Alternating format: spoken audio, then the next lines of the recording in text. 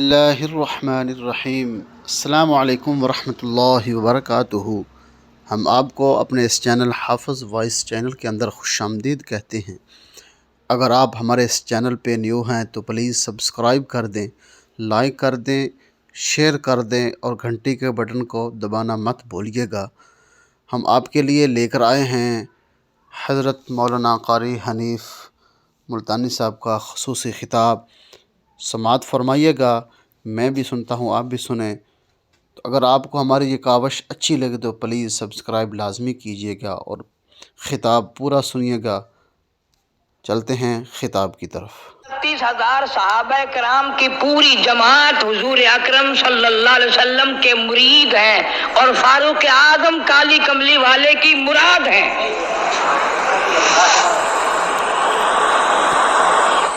مرید اور ہوتا ہے، مراد اور ہوتی ہے۔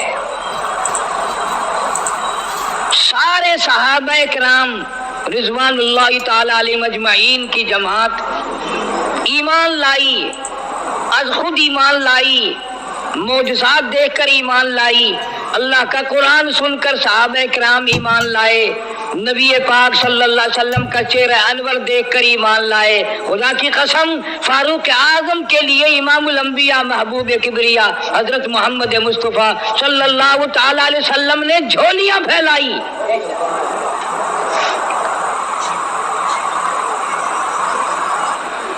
وہ کتنے اونچے مرتبے کا مالک ہوگا وہ جوان جس کو آقا نے مانگ مانگ کے لیا۔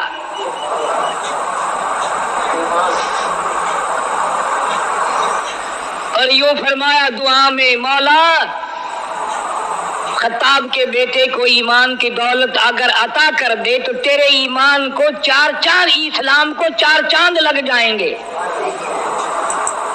اسلام کی شوکت بن جائے گی۔ گویا معلوم یہ ہوا سرکار دو عالم صلی اللہ علیہ وسلم کی دعا سے کہ فاروق اعظم، ہم سب مسلمان ہیں، پہلے لوگ مسلمان تھے لیکن فاروق اعظم اسلام کی شان ہے، اسلام کی شوکت ہے، اسلام کی عظمت ہے، اسلام کا دبدبہ ہے، اسلام کی روح بن کر فاروق تشریف لائے۔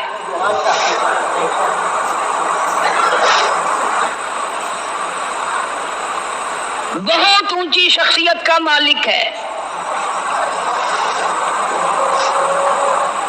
امام الانبیاء محبوب کبریا حضرت محمد مصطفیٰ صلی اللہ تعالی علیہ وسلم نے فرمایا، لو کان بعدی نبی لکان عمر، او کما قال النبی صلی اللہ تعالی علیہ وسلم۔ او لوگو، اگر میرے بعد کوئی نبی آنا ہوتا، اللہ کو کوئی پیغمبر اور بھیجنا ہوتا تو میرے بعد فاروق اعظم رضی اللہ تعالیٰ عنہ نبی بن کر آتے۔ امیر المومنین خلیفۃ المسلمین سیدنا فاروق اعظم رضی اللہ تعالیٰ عنہ ان بہادر جوانوں میں سے ہے جن کا دبدبہ آج تک دنیا میں مانا جاتا ہے۔ اہل اسلام نے، مورخین نے تاریخ کی کتابوں میں لکھا ہے، اگر فاروق 1 سال اور زندہ رہ جاتے دنیا میں کفر کا نام و نشان باقی نہ رہتا۔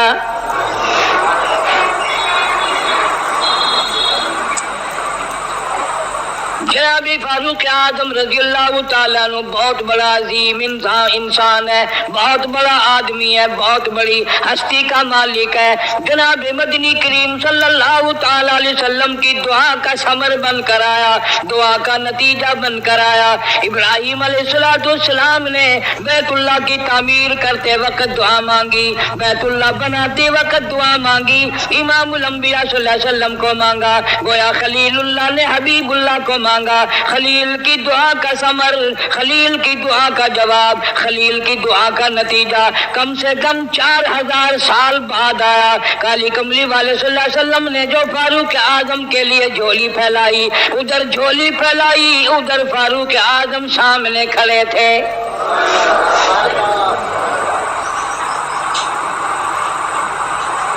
ملتان کے مسلمانوں، کبھی تو سوچا کرو مانگنے والے کی جھولی بھی دیکھ،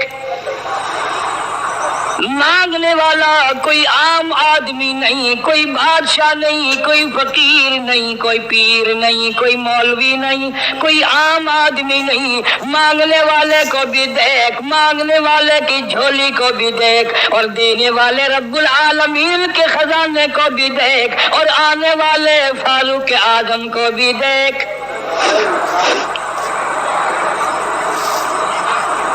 کس شان سے مانگا، رو رو کے مانگا، آہو جاری کر کے مانگا۔ مسلمان بڑے پریشان ہیں۔ سرزمین عرب میں، مکے کی سرزمین پہ مسلمانوں کی تعداد بڑی مختصر ہے۔ مورخین نے لکھا ہے فاروق اعظم رضی اللہ تعالیٰ عنہ کی تشریف لانے والے دن تک مسلمانوں کی تعداد صرف 14 تھی۔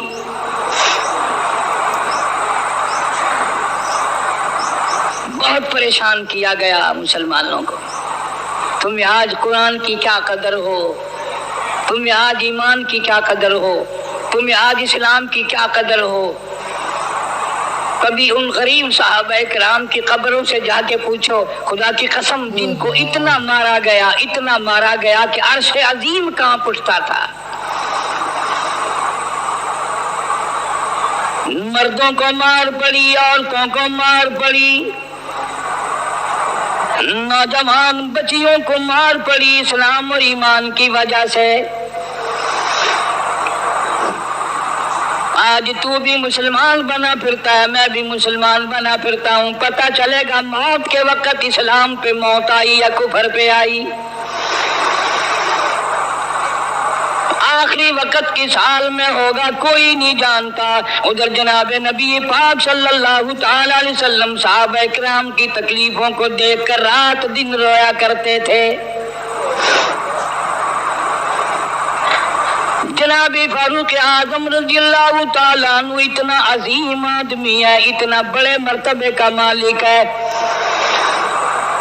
دو آدمیوں میں تلخی ہو گئی، لڑائی ہو گئی تلوار پہ۔ ایک مسلمان منافق ہے، ایک یہودی ہے۔ وہ کہتا ہے تلوار میری ہے، وہ کہتا ہے تلوار میری ہے۔ جناب نبی پاک صلی اللہ تعالی علیہ وسلم کے پاس تشریف لے آئے، حضور کی خدمت میں دونوں آ گئے، معاملہ سامنے رکھ دیا۔ جناب نبی پاک صلی اللہ تعالی علیہ وسلم نے معاملے کی تحقیق کر کے تلوار یہودی کو دے دی، اصل میں تھی بھی یہودی کی۔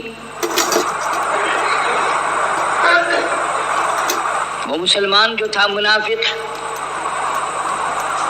باہر نکل کے یہودی کو کہنے لگا کہ یار فیصلہ تو ہو گیا پر مزہ نہیں آیا، میں تو حضرت عمر سے فیصلہ کراؤں گا دوبارہ۔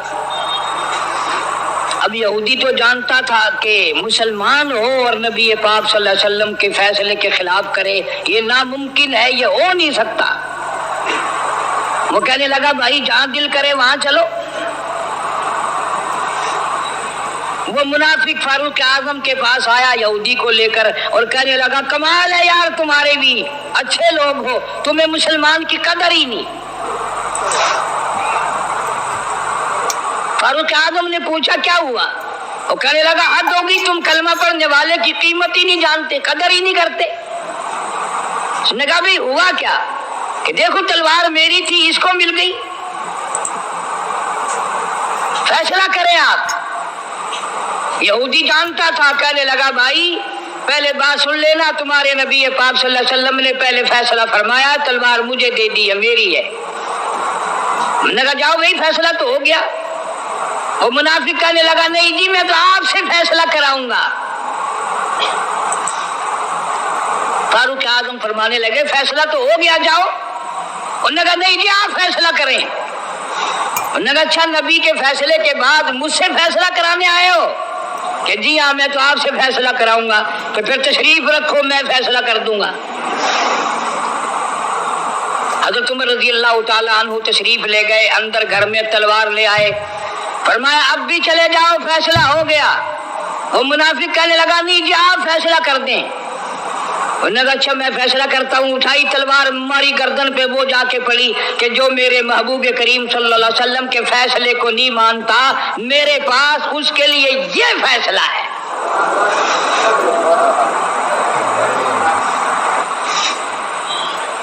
اب وہ منافق تو مر گیا، اب مدینے میں اور منافق بھی جتنے تھے شور مچ گیا، ہائے ہائے ابدال مار دیا، ہائے ہائے غوث مار دیا، بڑا نیک تھا، بڑا تہجد گزار تھا، بڑے سجدے کرنے والا تھا، بڑا یوں تھا اور بڑا یوں تھا، شور مچ گیا۔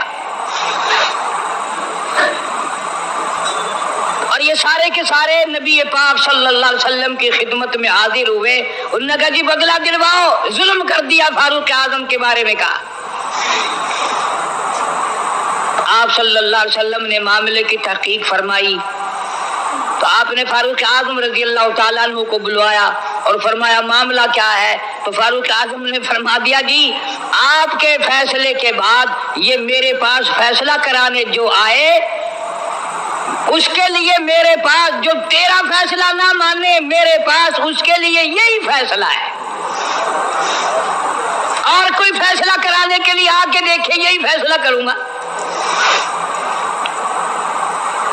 اب وہ منافق تو ہوتا ہی بے ایمان ہے، وہ مکر گئے، انہوں نے کہا نہیں جی ہم میں سے کوئی فیصلے کے لیے گیا ہی نہیں، یہ تو بیچارہ نماز پڑھ کے اللہ اللہ کرتا ہوا جا رہا تھا اور خم مار دیا یوں ہی، کوئی جھگڑا نہیں، کوئی لڑائی نہیں، کوئی فساد نہیں، کوئی فتنہ نہیں، یوں ہی مار دیا بیچارہ، ہائے قرآن پڑھتا ہوا مار دیا، ہائے اللہ اللہ کرتا ہوا مار دیا۔ اب ضرورت پڑی گواہ کی کہ بھی اس بات کا گواہ کون ہے کہ یہ دوبارہ فیصلہ کرانا چاہتا تھا۔ منافق جھوٹ بولنے میں کوئی سانس خالی نہیں جانے دیتا۔ ارشاد فرمایا مدنی کریم صلی اللہ تعالی علیہ وسلم نے لوگوں منافق کی 3 نشانیاں، منافق کی 3 پہچان ہے، منافق کی 3 عادتیں ہیں۔ اذا حدث کذب، جب بھی بات کرے گا جھوٹ بولے گا۔ اذا وعد اخلف، وعدہ کرے گا اس کے خلاف کرے گا۔ امانت میں خیانت کرے گا، بات کرے گا تو جھوٹ بولے گا، وعدہ کرے گا اس کے خلاف کرے گا۔ امانت رکھ دی جائے اس میں ضرور بے ایمانی کرے گا، وعدے کے خلاف کرے گا، جھوٹ بولے گا۔ جناب نبی پاک صلی اللہ تعالی علیہ وسلم نے فاروق اعظم سے فرمایا گواہ لے آؤ۔ فاروق اعظم رضی اللہ تعالیٰ عنہ نے عرض کیا یا رسول اللہ صلی اللہ علیہ وسلم میرے پاس گواہ کہاں ہے؟ یہ آئے تھے، میں نے وہاں کوئی پارٹی بٹھا رکھی تھی یا کوئی مسجد کا معاملہ تھوڑا ہی ہے جو نمازی گواہ مل جائیں، گواہ کوئی نہیں۔ جناب مدنی کریم سب کہہ دو صلی اللہ تعالی علیہ وسلم کو تشریف آوری، تشویش ہوئی، پریشانی ہوئی، اب کیا بنے؟ فاروق اعظم کے پاس گواہ کوئی نہیں، معاملہ قتل کا ہے، معاملہ آدمی کا ہے۔ اللہ پاک جل شانہ کا دریائے کرم جوش میں آیا، آواز آئی فلا وربک۔ کاش مسلمانوں تم قرآن کریم کا انداز سمجھتے، تمہیں قرآن کے ربط ضبط کا پتہ ہوتا، تمہارے دل میں یہ یقین ہوتا کہ جیسے انگریزی سے نوکری مل جاتی ہے، عربی پڑھنے سے جنت مل جائے گی، ذرا برابر بھی یقین ہوتا تم اس آیت کو پڑھ کر مر جاتے۔ تمہارے یہاں کچہریوں میں دستور ہے گواہی دینے سے پہلے حرف اٹھایا جاتا ہے، جو کہوں گا سچ کہوں گا، اگرچہ سچ وہ ہماری عدالتوں میں پھر بھی سچ نہیں کہتا۔ سچ کہلوانے والے سچے نہیں، سچ کہنے والا سچا نہیں۔ جس کی عدالت میں کہا جا رہا ہے عدالت سچی نہیں، غلط حلف نامے استعمال کیے جاتے ہیں۔ اللہ پاک جل شانہ کی بے نیازیوں کے قربان جاؤں، گواہی بعد میں دی، حلف پہلے اٹھایا۔ فرمایا فلا وربک، مجھے اپنی کبریائی کی قسم اور میرے محبوب مجھے تیرے رب کی قسم، لا یؤمنون، ہرگز ایماندار نہیں، ہرگز مومن نہیں، ہرگز ایمان والا نہیں، ہرگز کلمے والا نہیں، ہرگز اسلام والا نہیں، لا یؤمنون حتی یحکموک فیما شجر بينهم ثم لا يجدوا في أنفسهم حرجا مما قضيت ويسلموا تسلیما۔ قرآن کریم میں اللہ پاک فرماتے ہیں مجھے تیرے رب کی قسم میں گواہی دیتا ہوں وہ آدمی ایماندار ہو ہی نہیں سکتا، وہ ایمان والا بن ہی نہیں سکتا، وہ کلمے والا ہو ہی نہیں سکتا، اسلام والا ہو ہی نہیں سکتا جو میرے محبوب تیرے فیصلے کو نہ مانے، جو تیرا فیصلہ ٹھکرا دے، جو تیرے فیصلے کو تسلیم نہ کرے۔ میں خدا عدالت میں گواہ بن کر آیا، میں گواہی دینے کے لیے آیا ہوں، وہ ایماندار ہے ہی نہیں جو کالی کملی والے صلی اللہ تعالی علیہ وسلم کے فیصلے کو نہ مانے۔ الہ العالمین زبان سے مان لے، اوپر اوپر سے تسلیم کر لے، اندر دل میں کھوٹ رکھے، اچھا نہیں ہوا، صحیح نہیں ہوا، میرا حق مارا گیا، یہ اچھا اسلام ہے، یہ اچھا قرآن ہے، یہ اچھی عدالت ہے۔ اللہ پاک نے گواہی دے دی، فرمائی زبان سے 1000 مرتبہ مانے، لا یجدو فی انفسہم حرجا مما قضیت ویسلموا تسلیما۔ میرے محبوب کریم صلی اللہ علیہ وسلم تیرے رب کی قسم جس کے دل میں تیرے فیصلے کی بات ذرہ برابر بھی شک رہے وہ ایماندار ہو ہی نہیں سکتا۔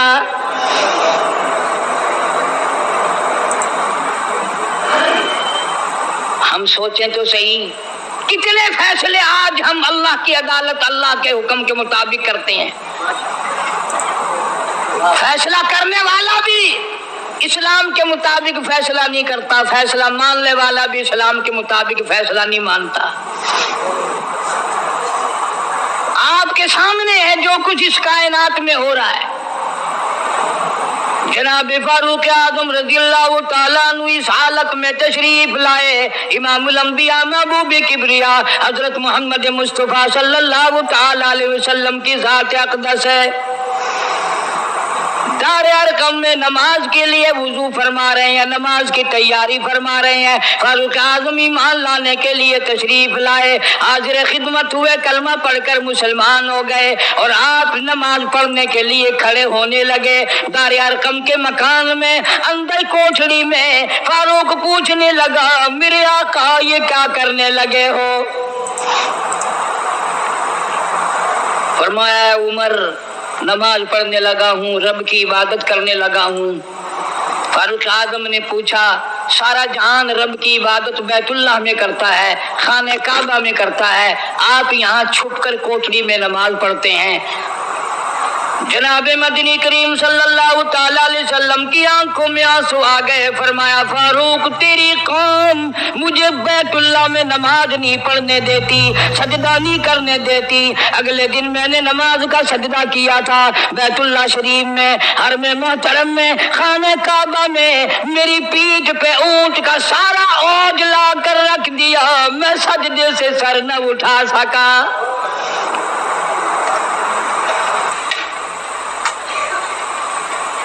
جناب صدیق اکبر رضی اللہ تعالیٰ عنہ فرماتے ہیں جناب محمد عربی صلی اللہ تعالیٰ علیہ وسلم نے حرم محترم میں بیت اللہ شریف میں کھڑے ہو کر قرآن مجید کی 2-4 آیتوں کی تلاوت فرمائی، سارا مکہ مارنے لگا۔ کسی نے ادھر سے مارا، کسی نے ادھر سے مارا، کسی نے دھکا دیا، کسی نے جوتا مارا، کسی نے پتھر مارا۔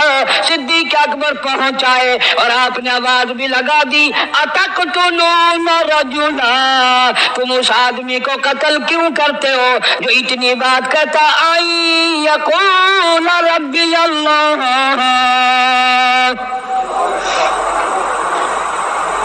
کیوں مارتے ہو جو اتنی بات کرتا ہے کہ رب میرا اللہ ہے؟ اس جرم میں مارتے ہو۔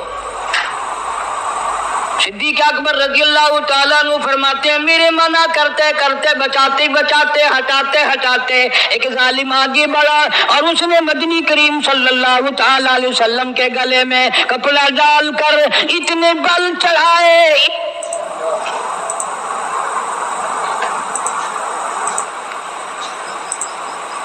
ایک اور کمینے نے آگے بڑھ کر محمد عربی صلی اللہ تعالی علیہ وسلم کے گلے میں کپڑا ڈال کر اتنا زور سے جھٹکا مارا حضور کے منہ مبارک میں جھاگ آ گئے۔ اللہ استغفر اللہ۔ اس دین کے پیچھے، اس قرآن کے پیچھے بڑی تکلیفیں برداشت کی ہیں خود محمد کریم صلی اللہ علیہ وسلم کی ذات اقدس نے۔ آج تم نے تماشا سمجھ رکھا ہے۔ جناب فاروق اعظم رضی اللہ تعالیٰ عنہ نے عرض کر دیا، میرے آقا جب تک میں نہیں آیا تھا کوٹھلیوں میں نماز ہوتی تھی، چھپ چھپ کر آپ نے نمازیں پڑھی، لیکن یہ ہو نہیں سکتا، میں اسلام میں داخل ہو جاؤں، میں غلام بن چکا ہوں، میں آپ کی خدمت میں حاضر ہو چکا ہوں، ایمان لا چکا ہوں، اور آپ پھر بھی گھر میں نماز پڑھے تو میرے آنے کا فائدہ کیا ہوا؟ بیت اللہ میں چلیں، خانہ کعبہ میں چلیں، آپ وہاں چل کر نماز ادا فرمائیں۔ عمر تیری قوم مارے گی، ہماری تعداد بڑی ہے، بہت تھوڑی ہے، ہم بڑے کمزور ہیں، مارتے ہیں، میرا گلا گھونٹا گیا، میری پیٹھ پہ اونٹ کا سارا اوج لا کے رکھ دیا گیا۔ خطاب کا بیٹا کہتا ہے آقا سب کچھ ہوا، خود دیکھا اور خود کیا، سب کچھ سنا، سب کچھ ہوا، لیکن یہ سارے معاملات میرے آنے سے پہلے تھے۔ میرے آقا اب چلو بیت اللہ میں نماز آپ پڑھیں، میں جانوں سارا مکہ جانے۔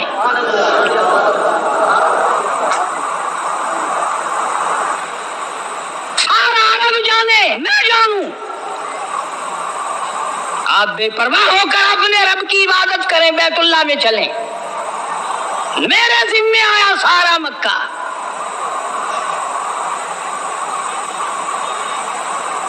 آپ لوگ تو یہ نقطے سمجھیں گے ہی نہیں۔ چاہیے یہ تھا کہ حضور کریم صلی اللہ علیہ وسلم فرماتے چلو ابھی تو مسلمان ہوا ہے، ایک ہفتہ تو ٹھہر جا پھر چلیں گے، ہم تجھے بھی دیکھ لینا کتنے پانی میں ہے، تجھے بھی دیکھ لینا کتنے پانی میں ہے۔ نہیں، فاروق اعظم کی زبان پر حضور کو اتنا اعتبار تھا، اسی وضو سے اسی وقت بیت اللہ میں تشریف لے گئے۔ تجھے 60 سال ہو گئے کلمہ پڑھتے پڑھتے، تیرے کلمے کا کچھ نہ بنا، تیرے دین کا کچھ نہ بنا، تیرے ایمان کا کچھ نہ بنا، تیری چٹی داڑھی ہوگی پڑھتے پڑھتے، نہ معلوم مرتے وقت کفر پہ مرے گا یا کلمے پہ مرے گا۔ لیکن فاروق کو کلمہ پڑھے ہوئے 2 منٹ نہیں ہوئے، کالی کملی والے کو اس کے کلمے پہ کتنا بڑا یقین ہے، فوراً بیت اللہ میں تشریف لے گئے۔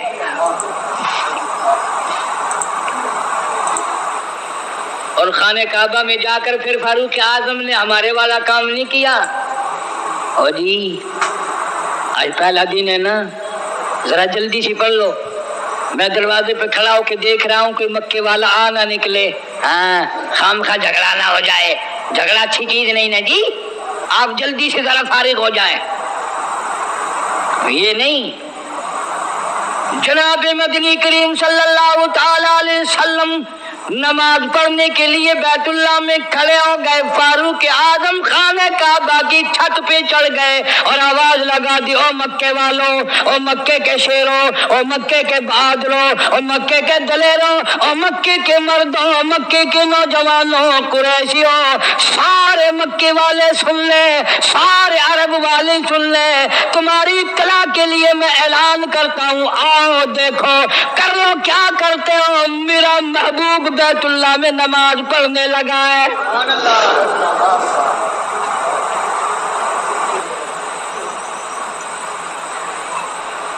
صرف یہی نہیں، آواز لگا دی مکے والوں، جس نے اپنی بیوی کو بیوہ بنانا ہو سامنے آ جائے، جس نے اپنے بچوں کو یتیم کرانا ہو سامنے آ جائے، جس نے اپنے گھر کو اجاڑنا ہو فاروق کے سامنے آ جائے۔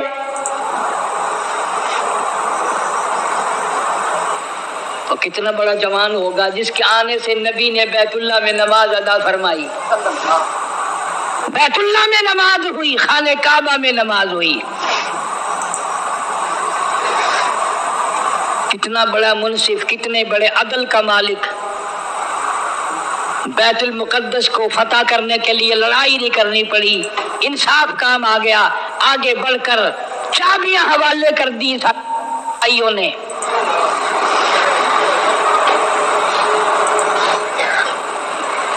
سب لوگ اپنے لیے اچھی اچھی دعائیں مانگتے ہیں، اولاد کے لیے کوٹھی بنگلے مانگتے ہیں، اولاد کے لیے راحت و آرام و آسائش مانگتے ہیں۔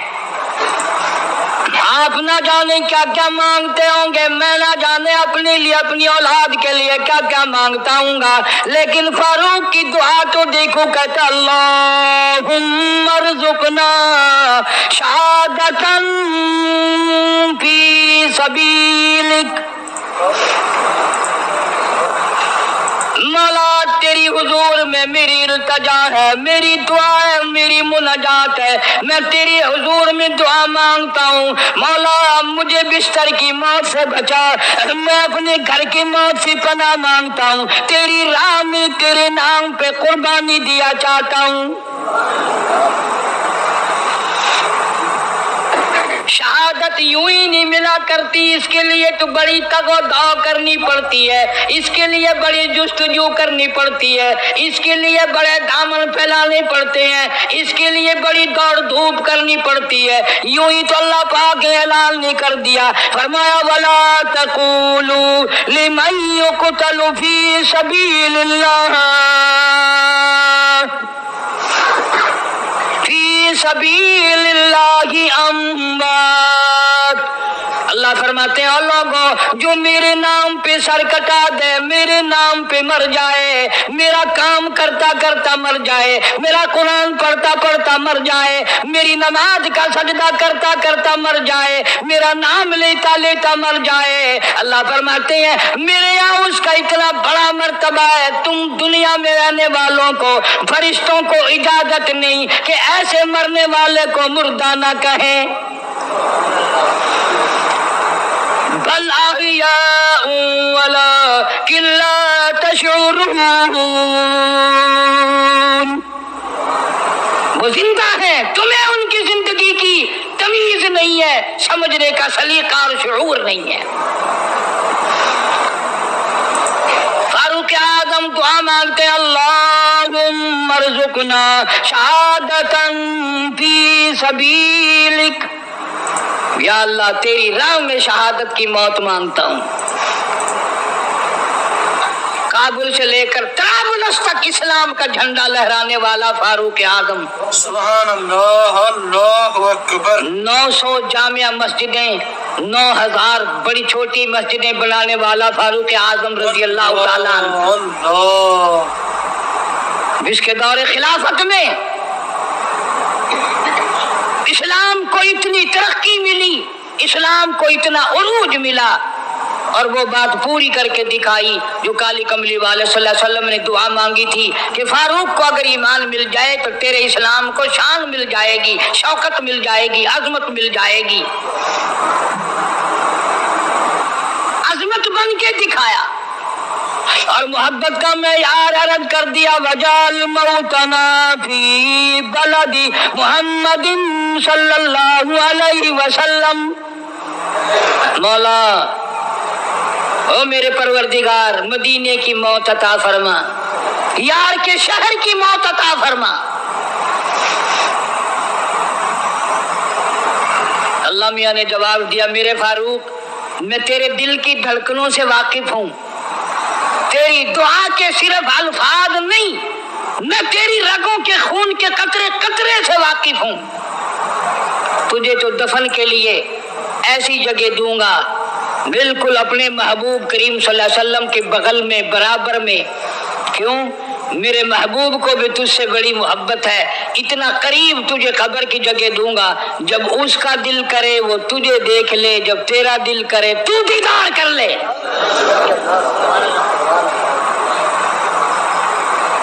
تجھے تو اتنا قریب جگہ دوں گا، تو مدینہ مانگتا ہے۔ اور فرمایا فاروق تجھے ایسی موت دوں گا،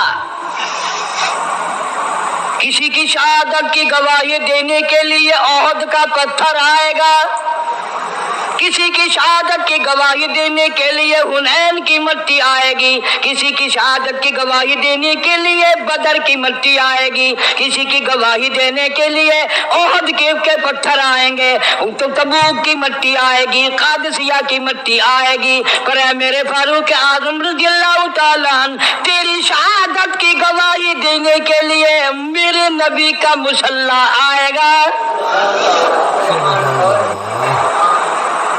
तेरी शहादत की गवाही देने के लिए फजर की नमाज आएगी,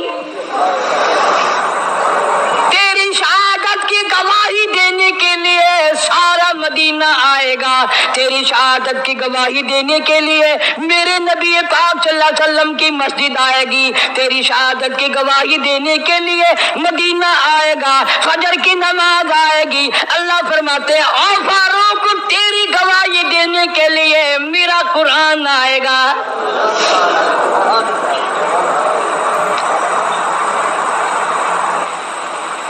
नमाज पढ़ाते हुए अल्लाह ने ऐसी दुआ कबूल की, मस्जिद नबवी हो, मेहराब नबी का, मिंबर नबी का, मस्जिद नबी की, शहर नबी का। कौन सा शहर? ला उक़सिमु बिहादल बलद, मेरे महबूब मुझे तेरे इस शहर की गलियों की कसम, बिहादल बलद, मेरे महबूब तेरे वतन की कसम, तेरे शहर की कसम, तेरे गलियों की कसम।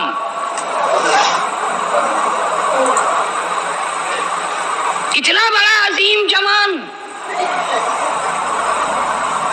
पेशीमान बना खड़ा है, नबी के मुसल्ले पे खड़ा है, बेईमान मुनाफिक ने छुरा मारा,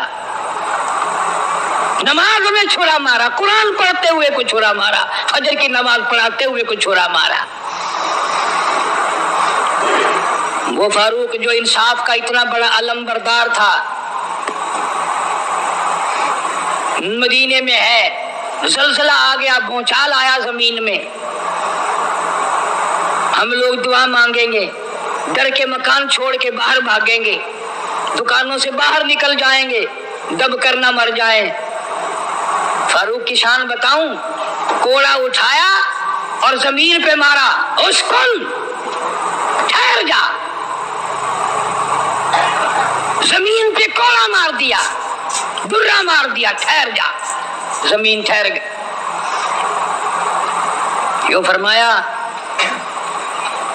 मैं तुझे पे इंसाफ करता हूं, तुझे हिलने की इजाजत नहीं, तुझे हिलने की इजाजत नहीं।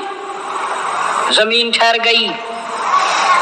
किसी ने आकर खबर दी आतिशफिशा पहाड़ से लावा निकल रहा है, आग निकल रही है, बस्तियां जल रही हैं और वो आग चल रही है। फारूक आज़म रज़ियल्लाहु ताला अन्हु ने अपनी चादर उतार कर दे दी, फरमाया जल्दी जाओ, आग के सामने ये चादर कर दो और आग को बता दो ये फारूक आज़म की चादर है।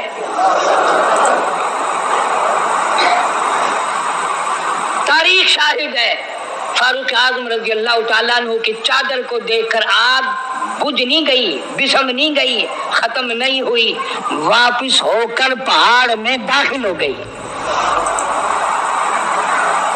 जमीन पे ज़लज़ला आया तो दुर्रा मार दिया, आग जलाती जा रही है तो चादर देखकर वापिस हो गई।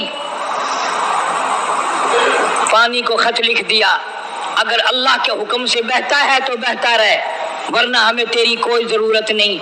मैं तुम्हें कसम उठा के देता हूँ, फारूक आज़म की चिट्ठी रुका दरिया में, रेत में दफन कर दिया गया। दरिया की जमीन ने आज तक सूरज का मुंह नहीं देखा। जुमा पढ़ाते वक्त, खुतबा इरशाद फरमाते वक्त आवाज लगा दी मुसलमान लश्कर को, होशियार हो जाओ, चारों तरफ तुम्हारे काफिर घेरा डालने वाला है। कई सौ मील दूर थे, वायरलेस ना थी, रेडियो ना था, टीवी ना था, टेलीग्राफ ना था, टेलीफोन ना था। हवा ने फारूक आज़म की आवाज को मदीने मस्जिद नबी से उठाकर, सहाबा कहते हैं हमने इस तरह आवाज सुनी जैसे फारूक हमारे सर पे बोल रहा हो।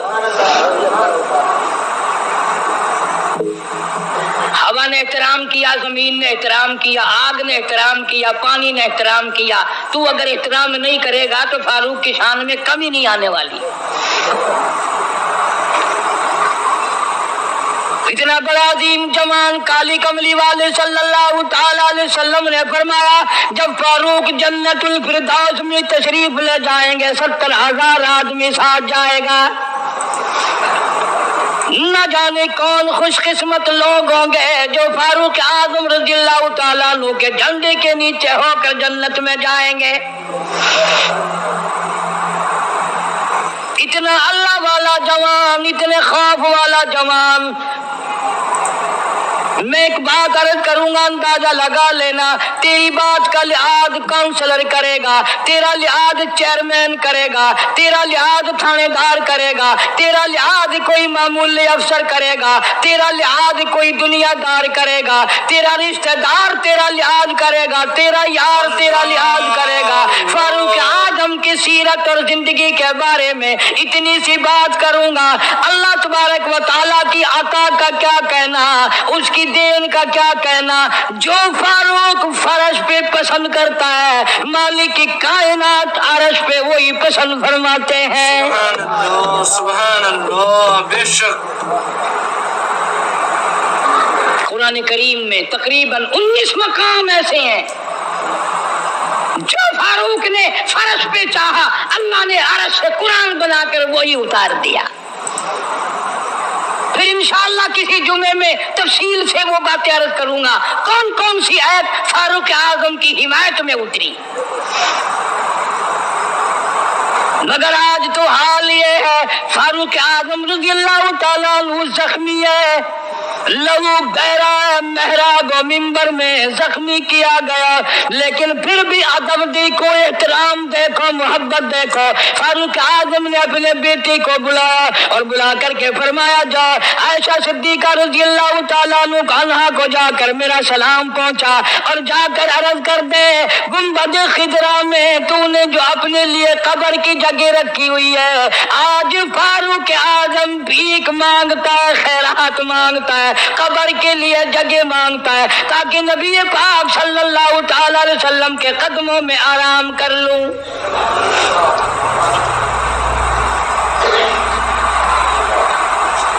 حضرت عبداللہ بن عمر رضی اللہ تعالیٰ عنہ تشریف لے گئے، جا کر حضرت عائشہ صدیقہ رضی اللہ تعالیٰ عنہ سے سلام عرض کیا اور یوں فرمایا کہ جا کے یوں کہہ دینا کہ ہے چھپا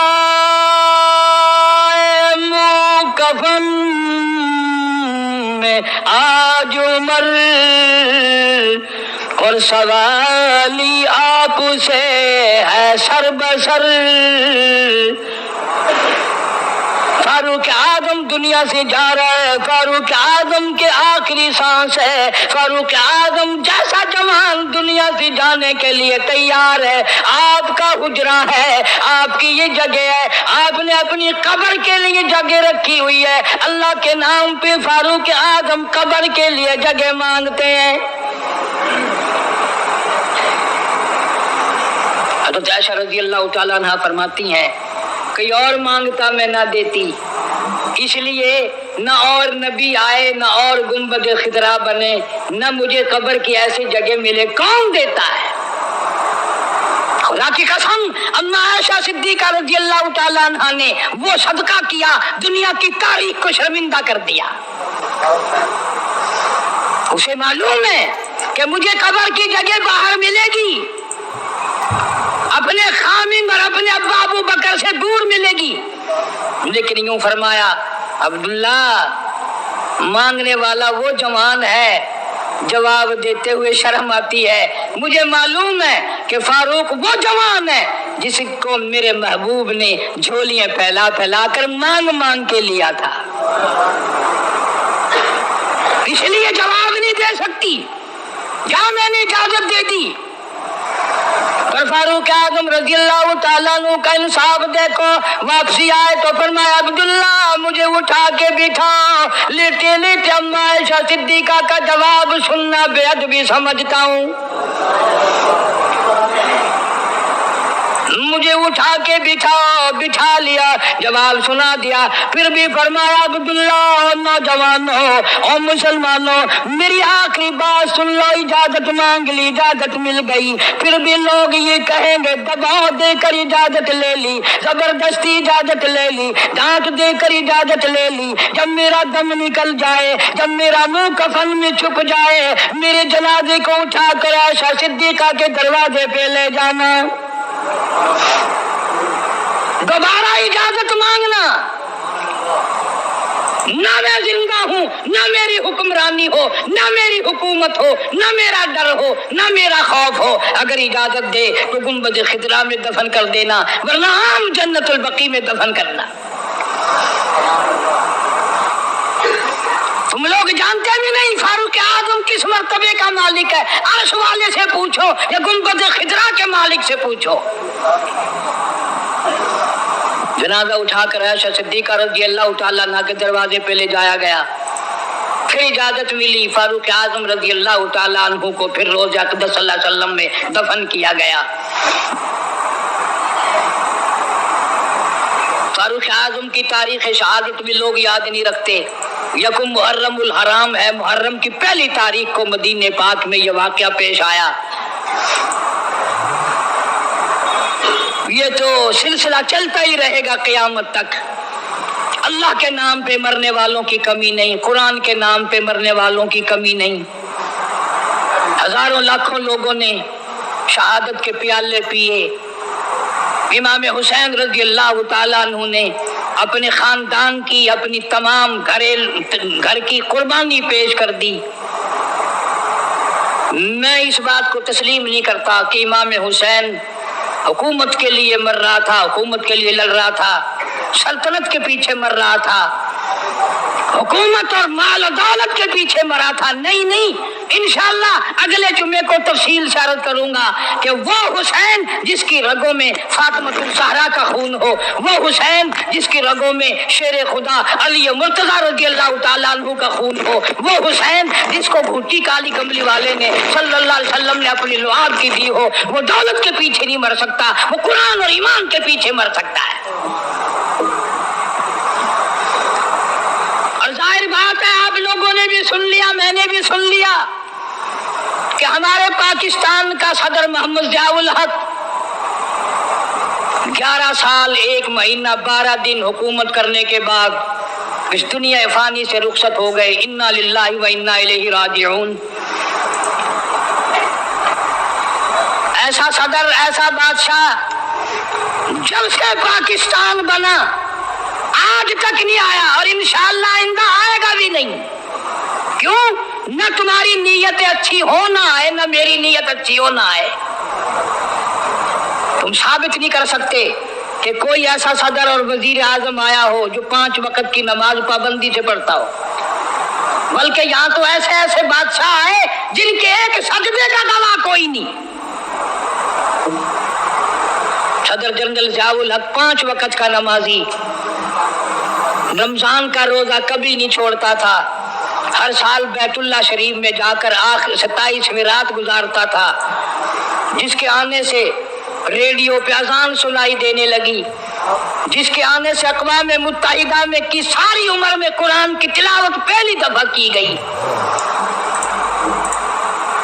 جہاں تک ہو سکتا تھا اسلام کرتا تھا، اسلام اور شریعت کے نفاذ کے لیے ہر وقت کوشش کرتا تھا، جدوجہد کرتا تھا، نماز کی بات کرتا تھا، قرآن کی بات کرتا تھا، ایمان اور یقین کی بات کرتا تھا، محمد کریم صلی اللہ علیہ وسلم کی ختم نبوت کی بات کرتا تھا، اس لیے لوگوں کو اچھا نہیں لگتا تھا۔ بے شک اللہ۔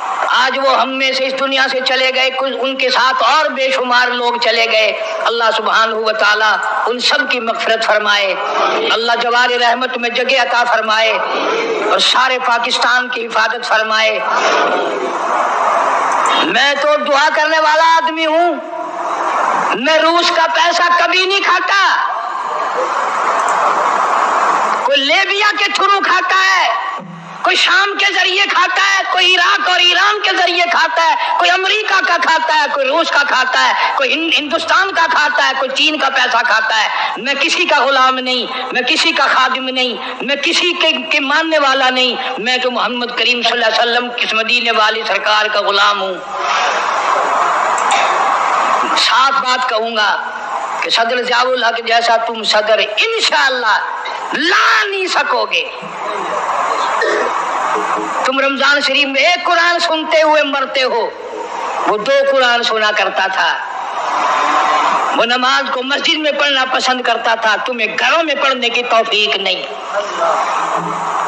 اور جتنے تم ان کی سازشیں کرنے والوں، برا کہنے والے ہو، کوئی صدیوں کی بات نہیں، ہم نے تمہیں بھی دیکھ رکھا ہے اچھی طرح سے۔ 70 سے لے کر 77 تک کا تمہارا حال سب کو معلوم ہے، کون بھول گیا تمہیں؟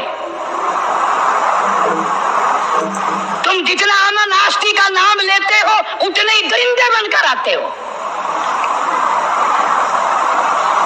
اور یہ بات کوئی نہیں، مرنا جینا سب کے ساتھ لگا ہوا۔ ضیاء الحق مر گیا، تم نہیں مرو گے، تمہارے باپ دادا نہیں مر گئے۔ صدر ضیاء الحق کے بچوں کو تو پھر بھی کچھ نہ کچھ مل جائے گا، ممکن ہے تیرے بچوں کو جب تو مرے مانگی ہوئی بھیک کے ٹکڑے بھی نہ ملے۔